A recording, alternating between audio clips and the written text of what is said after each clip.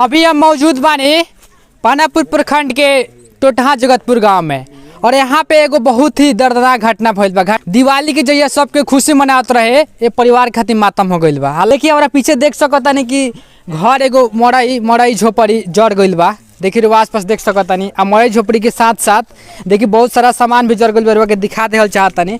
और सब देखिए कपड़ा उपड़ा जड़ गइल बा, इधर टीवी उवी सब जितना बा हर चीज जड़ गइल बा। और सब रखल का खातिर रख एक घर परिवार में लड़की के शादी रख जन की यही नवंबर महीना में बा।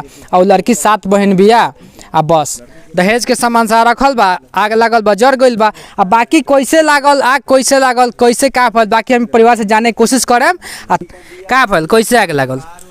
दिवाली का दिन बाल बच्चा दिया बार के धो दिल खा पी के आ सुत गइल बहुत नींद में रहला का जाने कैसे आग धो लेलक से हम नहीं खी जानत, लड़का बच्चा नहीं खी जानत। ऊपर लहक मरलक लोग बाग दौड़ल लड़का सन के घींच के हमरा निकाल दिलक।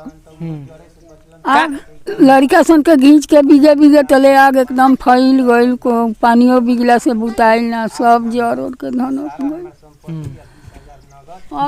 गांव के लोग आयल और आग में से लड़का बच्चा के तो निकाल देलक, लेकिन सामान के ना बचा पैलक।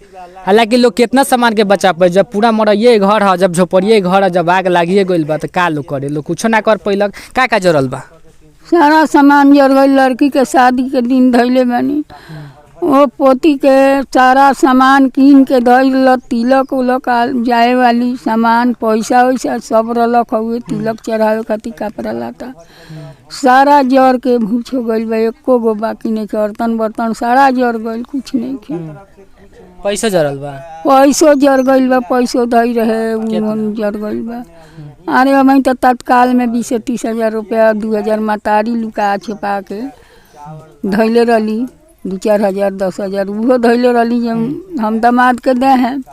अब वो सब जर गई, कौनो बाकी ना रहल, हमार तो जर गइल से जर। इतना बड़का घटना हो गइल बा, पूरा घर संपत्ति हर कुछ जड़ गइल बा, लेकिन यहाँ के बतावल बा कि पुलिस प्रशासन कोई नहीं खेल। अब यहाँ के विधायक जिंगा का यहाँ के सब लोग वोट दे लो, वोट करनी लो, विधायक मुखिया यहाँ के जे भी बा अभी कोई मिले तक नहीं खेल। का कहिलो जब आग लगल ओकरा बाद? आग लागल तो उसका बाद में आदमी में मरे वाला रहे, जड़े वाला रहे, तले सब लोग जेने तेने गई रहे, केहू ना रहे, हम ही रहनी एगो। तो सब 5-6 गो लड़की हमारे हेमे अंदर जड़े से बचत रहे, चारों ओर से आग पकड़ ले रहे। तो वो आग में हम ढूक के सब अपन लड़का सबके निकाल लेनी। ओकरा बाद में एगो बूढ़ा है यहाँ जड़े से बचत रहे, उहो जड़त रहे, थोड़ा जड़िए गइल बा कमर चदर। तो उनका ना कान से सुनाला ना चलान होला। अब उनका के हम कोरा उठा के होने कहनी, इतने घड़ी में सारा लोग आयल, तले पूरा आग बढ़ गई। कितनो माटी डलायल, कितनो पानी डलायल, लेकिन आग बुताइल ना। 20 हजार कैश हमार रुपया रख, यही जो आदमी अभी बागवा देले बा से 20 हजार रुपया भी जर गए, गहना भी 5 थान रख। आ सब बक्सा में देखी नया नया साड़ी हम अपना लड़की खातिर कमा के हम कीन के रखले रहनी है। माने रहुआ लोगवा के बचा लेने, बूढ़ों के बचा लेने, सामानवा ना बचा पानी, क्या कि सामानवा वो ज्यादा कीमती नहीं के, सामानवा तो फिर खरीदा जे लो ना खरीदे है नु। अच्छा एक और बात बताई, जब आगवा लगल तो पुलिस का लगे फोन कर रहे कि फायर ब्रिगेड के गाड़ी भेजे के आगवा बुझावे खातिर? पुलिस का लगे फोन तो ना भई रहे, मुखिया जी का लगे फोन वार्ड साहब कई नन। तो मुखिया जी के वो रात के स्विच ऑफ रहे, मोबाइल चार्ज ना रहे, कोनो कारण से मोबाइल बंद हो गई रहे, ना तो उनकर मोबाइल बंद ना होला। देखी एजा से लगभग 1 कोस दूरी पे पानापुर थाना बा। आ थाना एजा इतना बड़का आग लग, लेकिन फायर ब्रिगेड के सूचना तक ना दिलक, एक बुझाव खातिर कोशिश तक ना कैलक। ये कौन अगर मंत्री के घर के गाय के तबेला में आग लग जाए नु तो फायर ब्रिगेड के पूरा जिला से उखड़ के टीम आ जाए। के स्थानीय वार्ड साहब बहन तो का कोइले बनिए परिवार खातिर? जब सर आग लागल तो प्रयास तो कैलक काफी बुतावे के आदमी, ओकरा बाद में ना बुतल, काल इनका के लेके ब्लॉक पर आवेदन देवे खातिर लगे रहनी।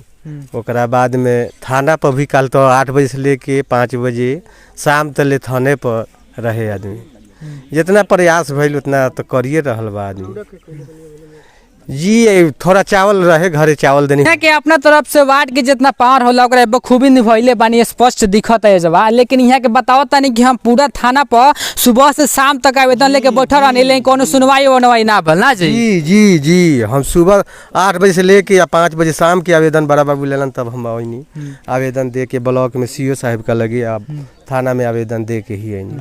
तो देखी हम आप सबके बता देल चाहतनी कि इहे घरवा जौन जड़ गइल बानू, अगला बार विधायक जी सुनत नहीं कि मत सुनी, कोनो बात नहीं के मत सुनी, लेकिन अगला बार वो जब वोटो मांगे आम नु और उपाय कर दिलो, उपाय का कर दिलो कि वोटवा के ना दिलो, इहे नु कहेम हम। बाकी प्रशासन से नहीं हो रहा, बाकी आप लोग आई एकरा के देखिए, एकरा के संज्ञान में ली आ गरीब आदमी बा कुछ मदद करी, बेटी की शादी हो बा।